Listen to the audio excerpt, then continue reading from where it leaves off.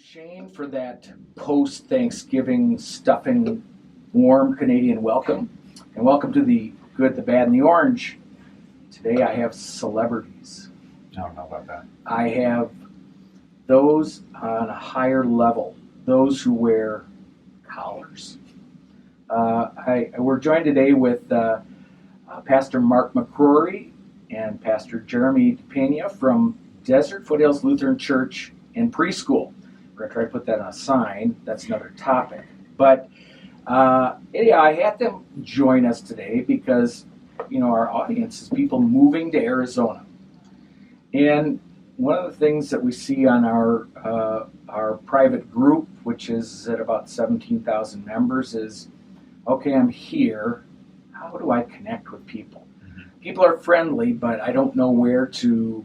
how my kids going to meet other kids, and how am I going to meet other people, and how do I fit into a neighborhood, or where do I belong? And there's multiple ways for us to do that. We could all go on Meetup, although who knows who's setting those up. We could go on the Nextdoor board, which has all sorts of interesting things that happen on the Nextdoor board. But that's actually a good way to meet people. But I think when we start to talk about planting roots in an area. To me, one of the best places is a church family. And not that this podcast is to be an evangelical revival. We'll leave those to the Billy Graham Association. But in the end, you want to meet good people in a place where there are solid values, especially when we look at what's happening in our schools today and in secular world. And I'm biased because I'm a member of Desert Foothills, but I look at the programs they're planning, and really it's all about reaching the community and making it a safe place for people just to come hang out. And there are no Starbucks gift cards, but so these two are here to talk about that. And I think a little bit of background would be good. So Mark, actually, you came from a wet heat to a dry heat. But so, how did you end up in Arizona? Well, I'm born and raised in Tennessee, so the first 30 years of my life, I went to school, got married, worked a government job, and then lived in St. Louis for a few years. I went to seminary, and then my first church was back in Tennessee. So 10 years ago, if somebody would have come up to me and bet me $1 million that someday I'm going to live in Arizona, I'd have lost $1 million. I'd have never even dreamed I would ever live this far west. Well, in Tennessee, isn't their colors orange? We do. I just checking. I mean, so I know it's hard to leave, right? Except the sun's big orange. Yeah, okay. Yeah, University. Sorry, I digress. It happens. Big orange. Big football for sure. Good basketball this year now. All right. Thanks for remembering that. It's a sickness. Orange. So when we moved to Arizona, we had two kids, but we still do. But at the time they were in 6th grade and 1st grade. And it was a really hard transition for our middle schooler. And one of the things that we've seen now that she's just started college this fall, that disruption in her life, those adjustments, adaptations she had to make, it was hard, it was painful, and honestly, she hated me for a good couple months for making her move. Well, if it was only a couple months. I know. I mean, That's not bad. no, it really isn't. Small price to pay. Yeah. But the resiliency that she has now, and the ability that she has to make new friends, because she was forced to at that critical stage in her life.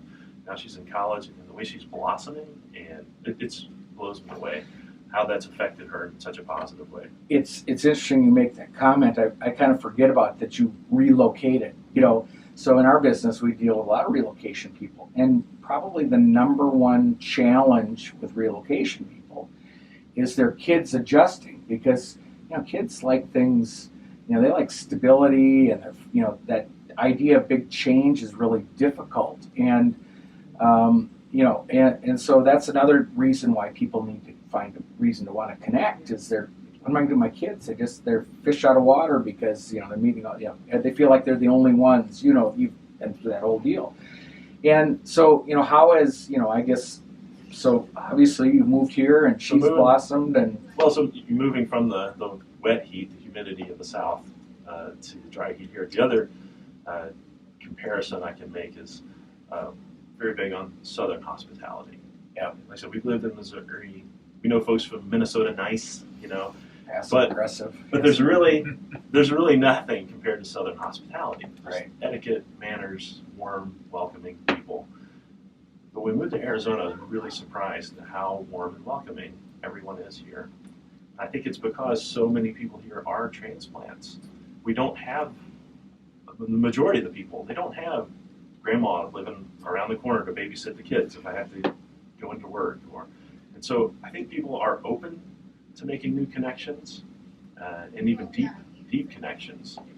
But I would just encourage the new people moving here to be intentional and put yourself out there to go and talk to the neighbor across the street, talk to the neighbor that lives next door. It is difficult because we've got these walls in our yards, and if you're from the Midwest, there are no walls. You can see down 50 yards, you can see all the different yards, and here there's that wall. So you have to be intentional about meeting people. Yeah, our experience here, we've gotten to be really good friends with people who live on the right side, the left side, and across the street from us. And if you put yourself out there, everybody, I think most people are very open to having those connections, but you do have to step out and introduce yourself and make that happen. And you, Jeremy? Yes, I moved here from California. One of those. Are you a good Californian? Or? Yeah, I think so. Okay, I think I've done a good job for the States so far. Everybody's a good job for California or for Arizona? On both sides. Okay. Yeah, a good representative of California and then coming and doing my part here in Arizona. We've been here now it's been 14 years. We've been here for quite a while. Yeah. So we moved here and my daughter was only 6 weeks old, just right around Thanksgiving time. So we just had our 14th year anniversary here. So she's 14 now. Loves being here. And I don't know, it was a nice change for us. I was born and raised in California, lived there my whole life, but we were just looking for something different. My wife and I both got jobs here in Arizona and decided to take it and go for it. So it's been a great place for us. What part of California? So we lived in Southern California in the city of Orange, so central Orange County area. So there's a lot of similarities between the states, a lot of different things at the same time. Right.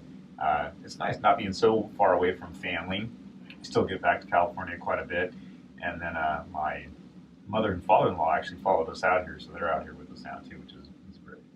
That seems to happen quite a bit. You see people move, and then everyone moves with them. You have a voice for radio. Well, good thing. Don't you think he does? Today. That's good. I have a face for radio. You have a voice for radio. But so you two are quite a pair, actually. We do well together. Yeah, you do, and it's not just that you complement each other in height and age is a little different, but I watch you two interact, and you're probably the Lutherans aren't really funny for the most part, especially the Missouri Synod Lutherans. They're not funny, but you two are funny. I mean, so that's a plus, I think. We have a lot of fun in our faith community. Yeah. Desert Foothills. And like you said, one of the reasons I think that Mark and I do so well together is that we see most things through such a similar eye of vision or where we're going or interest that we have, but we're also both very different, and a lot of just the mannerisms we have or thoughts that we have, but it's always seemed to complement each other back and forth really, really well and did a good balance. I always tell everybody at the church, we don't need 2 Marks or 2 Jeremys. We need one of each of us to be able to balance it out. So when you look at people that drive by and they stop in or they go to service or they stand outside and don't go to a service, but you talk to them, what do you think the number one concern is people have? So most of these people I would gather, are new to the area or relatively, right? When someone comes to, it isn't like someone's lived here 20 years and decides to stop in at the local church. They probably have moved, and so what's that number one concern? So I kind of a way to relate to those that are out there going, yeah, no one understands what I'm thinking, but I think everyone does. It's the way it always is. everyone thinks the way we do. We just don't always speak about how we feel about things or what our hurdles are. So what do you think the number one hurdle is you hear from people that meet for the first time? I don't know if it's even everybody is aware of it, but aware or unaware, I really think what we're talking about today, the deep need for community. Yeah. And it's the strange irony that we live in the most technologically connected world that could even be, imagined 20 years ago, but yet for deep, meaningful relationships, we're probably the most isolated people that have ever lived. And we're designed, we're created to be in community, to be in family, and it causes so many problems. And we've seen it. No thanks, I guess, to 2020 and all that. We've really put a magnifying glass on how many areas of life get disaffected when we are forced to sever those connections, those relationships, being with people. Well, it's true. You look at the mental health implications, and they were talking about the lag in learning. There was just there was a new study out talking about how much learning was lost. They're finally admitting that. Yeah, finally admitting that. But and so it takes. I think that has even to me created a bigger barrier to people connecting. Right. So for 2 years or longer, I've been on Zoom, and I've sat in my house in my sweatpants and really haven't met anybody, haven't done anything. And now there's this, I think everyone feels like I finally can get out, but now how do I meet people? Because I think it's like riding a bike maybe, but you still got to get back on and get out there and get connecting. And so anyhow, what do you think? Well, back to your original question, Jay, you were talking about, what holds people back from being able to get to that piece of connection that Pastor Mark was talking about, or being able just to even come to the doors of the church. That's, I think, really where it starts at. People are just unfamiliar with what's going to happen or take place. And that's from the very beginning of showing up, even in the parking lot. Where am I going to park at? Where do I walk to? How am I going to be greeted? When do I stand up or sit down? Is there a special place I'm supposed to take my kids? So a lot of it's just being unfamiliar. And think about it in terms of, going to a restaurant you've never been to before. Finally you get to that point where you need to use the restroom or something like that. You don't want to be the person wandering around and you've seen being me, lost. Oh yeah, many always. times. And you don't want to be that person because you don't want to. I think people feel like they are going to end up making a mistake, or that they are going to be looked down upon, or something is going to just make them, to be honest, feel stupid. And they shouldn't feel that way. But all of us have been there in all different unfamiliar circumstances. So part of it is just making sure somebody is comfortable when they show up. And that's been, I think, one of the big successes for us at Desert Foothills is getting people to be welcomed appropriately, getting the time to be able to walk through with them, just what our congregation is like, allowing them to know there's no specific way that they have to or don't have to worship with us, that they should just feel comfortable coming into the doors and being able to take that time just to rest in God's presence. Well, again, I'll go back to my Lutheran upbringing. It wasn't always, some of these communities, I think it goes back to what you said about Arizonans. So many are from different places. So you don't have these multi-generational groups, and that can be very daunting for new people moving in. So it's everyone. I remember when I went to my moved in second grade to a little community, and everyone was going to a birthday party. And I go, man, there's a lot of birthdays. And they said, well, these people are all my cousins. And I went, oh, I don't know. How do I fit into this? Because everyone was related. Well, here it's the reverse. No one's related, really. And I think that is the first step to, as you said, getting over the fear of feeling silly or, not knowing what to do. Is no one did. Everyone started there. So it isn't like I grew up and we were, we're the third group in here that sat in the same spot in the pew. So, the other thing I know we talk about is, when you meet people, and I know we've done some studies about needs, but what do you think that, when we talk about programs and ministries, I guess, you have an overall ministry, but you've got these subsets.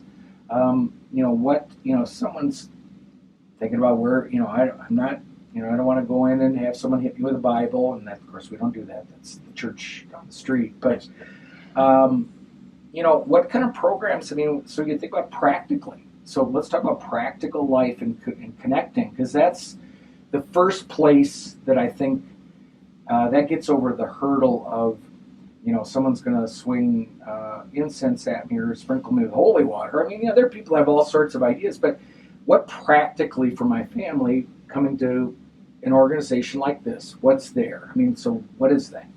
Well, Jeremy's done a pretty cool practical first step. So anybody who's brave enough to come and experience a Sunday morning with us and has an interest in coming back, has an interest in learning more about us or getting more involved, the very first step is the most casual thing I can think of. It's pizza with the pastors. Yeah. Who doesn't love pizza? Yeah.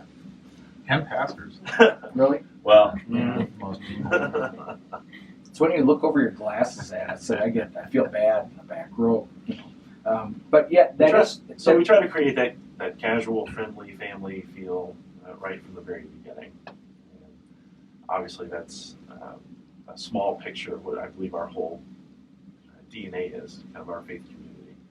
Very open and welcoming and casual and fun.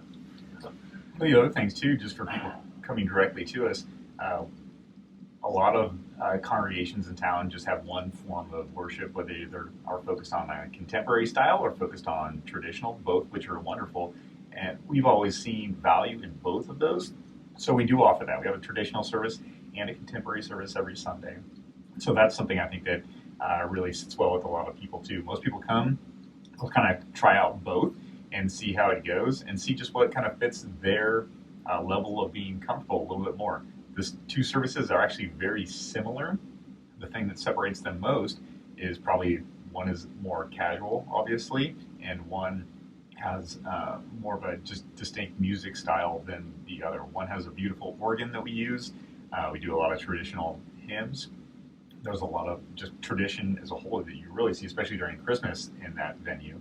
And then on our contemporary side, we have a full band that's there. Same sermon every single week on both sides. A lot of the same elements, but different forms of tradition. The other thing that I think is amazing is that Lutheran men drink beer together. I thought that was prohibited. No, that's actually another. I think that's a nice outreach. No, seriously, a great outreach is go to beer example. We have a lot of good men's and women's groups. That's something for community-wise that's really opened us up. We just did one where women gathered and they did these flower arrangements and pumpkins that were for fall time. And then we have a women's event coming up. It's called Christmas by Candlelight. So far we have 260 women signed up for it. Wow. They do a big dinner together and a big gathering together. They do a little time of worship. It's a beautiful, beautiful venue. And then for the men, we do a lot of different activities too. One of those, as you mentioned, Jay, we do it's called Bibles and Brew every once a month. And it's a really good gathering of just men getting together. We do a Bible study together, and everybody brings their favorite beer to be able to share. I think, and I've meant to go to that, but I'm as guilty as many. I have good intentions, but I think those outreaches are phenomenal. So talk about preschool and kindergarten. One of the things we see is, I think a shift in people looking for alternative, I guess I'd call it alternative education, which is actually practical education. And, we have the church has a very vibrant preschool and it's expanded into kindergarten. And so, again, what's that look like for somebody coming in and they're looking for a preschool? Is there a waiting list like there are in golf course for golf memberships? Is there, where's it at? Well, it's kind of fluid. It moves back and forth depending on the time of the year and what's going on regarding the waiting list. Some of our classes do have very few spots, and other ones have a couple more. It's just, that's how the state of Arizona goes. It's definitely a full school right now. As you mentioned, we were able to open up a kindergarten. This is our third year now doing that. It's been accepted really, really well. We have people all across the board, too, that come to our preschool. Don't think of it as being something that's just an offering for our members or even just for Christians in the area. It's a school that's open to all people. Well, I think, again, that's, smaller setting, smaller population of children, more attention to kids and a very practical education. So talk a little bit about we're going through getting ready to start a building project. And how we see that being an outreach or a place for people in the community. So the neighbors, in fact, there was one neighbor who said, he said, I can't find anything wrong with this, and I'm the guy that would find something wrong with it. Yeah. But there's a lot of thought that has gone into it being a place. We talk about pickleball, and we talk about all sorts of things, but what's that long range look for someone who's thinking about, why would I come here? Let's just think about it again from my family or my getting involved socially. Why, what's the vision? What's the long-term vision with the building plan? Yeah, the facilities are a tool, to help us make connections.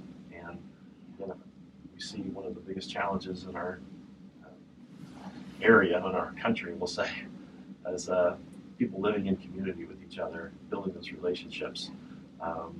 What can we do to facilitate that? How can we help people meet new people, make meaningful relationships? A network of friends that can help out when your kid's sick and you can't go home. So all the facility improvements and expansions and things are trying to be a community center type of place up in the Desert Foothills community, north Scottsdale, almost to Carefree. Yeah, Dixoletta and Scottsdale, basically. Yeah, there's no community centers, there's no parks, it's just desert. Yeah, it's interesting how that growth has all happened. Either you have a community center that's within a gated community, or up there, you drive to the YMCA, which is, several miles away. So there is a need for that community gathering spot. So we have a number of organizations that meet on our campus already, and we want to be able to expand that offering to more groups in the community. More outdoor space. That's something we learned in 2020 is valuable with our climate. Why not take advantage of those opportunities? Whether it's just an outdoor movie night or a playground or a splash pad, pickleball court, you mentioned. The big venue, the big building that we're building is a kind of concert hall, a venue. Concerts, plays, musical performances, guest speakers. That would be open again to the public as well. Bring the community together. We've had folks like Arizona Music Fest has come out and done a youth concert at our facility recently, this year. Those are the kind of things we want to expand upon and just be a service to our neighbors. And again, just trying to help facilitate what we see as a really great need for individuals, but ultimately it's for our society too. Yeah. I don't want to get too academic, but Robert Putnam wrote a book. He's a Harvard sociologist about 20 years ago called Bowling Alone. He came and talked at my college. I listened to one of his seminars, and this is 20 years ago, before there were iPhones even, and he could see the coming breakdown of society, mainly because of the loss of meaningful connections that people have. Think of a person as a Lego. You have like six connections, six meaningful connections, and then you're kind of full. And right now, there's almost maybe one or two for most humans in our country right now. And we need 5 or 6 meaningful relationships in our life to have a healthy life and actually end up benefiting society as a whole. So there's to piggyback off Pastor Mark's comment there, I would really encourage people to come to Desert Foothills just to take part in that. That's our entire mission, is simply connecting people to Jesus. Typically, you'll see that people attend a church that's about 7 miles radius from wherever their house is, wherever they're at. But we have people actually that come and attend from all over the valley. We have people from Scottsdale, obviously, but also from Carefree, Cave Creek, Tempe, up in Desert Mountain, all the way down in Tempe. We have a couple that attends from Sun City, way over on the west side. We have a couple families that attend from Phoenix, so all over the valley. And I think the reason that they come to Desert Foothills is actually they found a place to connect. So some of these people are willing to make, a 45 or 50-minute drive every Sunday morning to be able to come. That's just one way to be able to be a part of a service that's only 50 minutes long or 55 minutes long anyway. Depends on who's preaching. Yeah, that's true. I wasn't going to say that part, but that's I can't. I do definitely all true. with Back, we're in the back going like that, But so I would encourage people to come. Part of what Pastor Mark and I try to offer is we want you to be at a place that connects you best to people around you and also to your Savior, obviously. So come and visit us at Desert Mountain. We tell everybody the same thing. If this isn't the church for Are you inviting everyone to your house in Desert Mountain? No. I am not inviting everybody today. Public record, That's Jeremy's house. You already got me thinking about something different. That's all right. I'm sorry. So come visit us at Desert Foothills. I tell everybody the exact same thing. If this isn't the church for you, we'll find a different church for you in the valley to be able to help you out, whether it's in proximity to your home or a certain denomination or a certain style. At the end of the day, we want you to be at a place in which you are growing most, again, with your connections with other people around you, most importantly, with the Lord. So come by and check us out. And a lot of people have taken us up on that offer, and they've said, you know what, we are going to stay, even though it's this long drive. So, well, I have to tell my Desert Foothills story. So back, I didn't even make the correlation at first, but back in the 90s, when my dad and I were doing some business here, we went to, this is right when they had begun, it was the only Missouri Synod Lutheran Church, so we went there. So, a long time passes, and I moved down here, and so when I get here, I thought, well, this is my opportunity to try new stuff. So I did a little bit of what we call church hopping, and I'm not taking away from any other church, but you got to find that place where you feel like you connect. And so I had been to the rock and roll churches. I'd been to the, I make fun of the Starbucks gift card church. Sign the thing and we'll send you a gift card. And it's like, okay, that's interesting. And I remember driving one day, and it was just one of those days. I was not having a great time. I was not in a great space, and called my mother, and I said, I just need a little Martin Luther. And I went back, and that was when I ended up rejoining that church, because that foundation of comfort, was good. And then what I found is, you guys weren't even the typical Lutherans. Like I said, funny Lutherans, and not everyone's related, but it is that that connecting piece. I think in the end,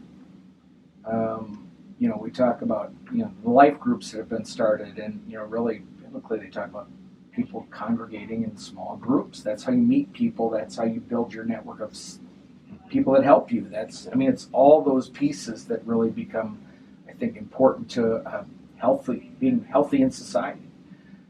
There's challenges when you move, when you cross the country to a new state.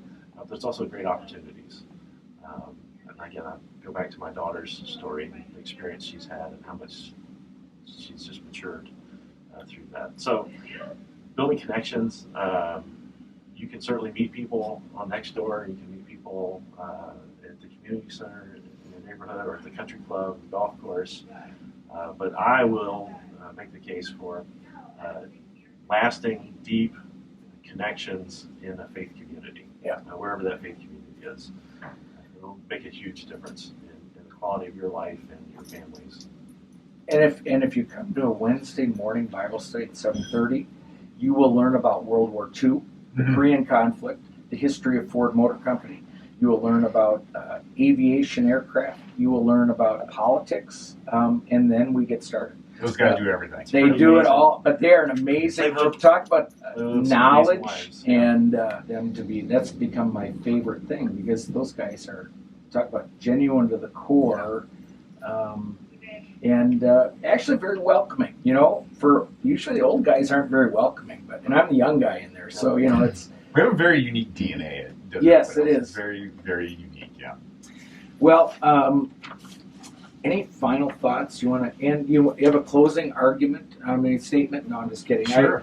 I can think of something or not. But if people are, your audience in particular, Jay, looking to move into the area, if they haven't made that jump yet, or are even thinking about it way down the line, or are looking for churches in the area, most people actually find us by checking out the website first, and then by going on and actually having a live stream service. And so we have people now that worship with us actually all across the U.S. and I'll even say in many different countries, some of which have moved there or haven't made the jump to Arizona yet. And so if you want to go to our website and check it out, it's just dflc.org. Super easy. Get on. You can check out a Sunday morning service. We have the traditional at 8:30 and the contemporary at 10:30. But they do play throughout the week. You don't have to watch it live. You can watch it on your schedule and your time too. Yeah, and our YouTube channel, just Desert Foothills Church. Yep, actually lots of good info there. And these two guys, just call them. They'll usually answer their phone. Rarely hit ignore. You don't use slide dial, so you're not leaving messages for people without talking to them. We'll close with a little bit of info on the market, because we do try to keep the doors open by selling real estate. I think the number one thing that we see is in this new normalization, which, some of us old people are going, hallelujah, prices have actually stabilized and rates have actually dropped. And we have all this pent-up demand. There's still, I was reading another one, no housing bubble in 2023. They keep talking about the housing bubble, that there's nothing that says there's a housing bubble if you just look at the facts. But,